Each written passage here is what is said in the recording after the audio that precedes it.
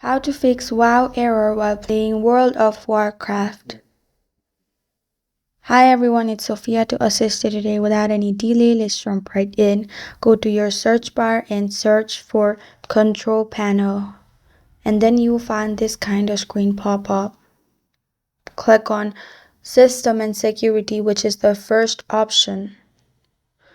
After that, click on Windows Defender Firewall.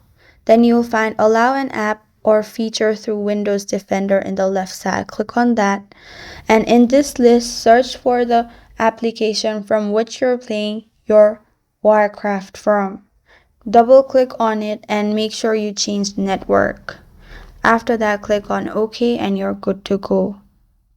You can also disable network emulators like Garena, Tungo, Hamachi, and others from which you're not playing.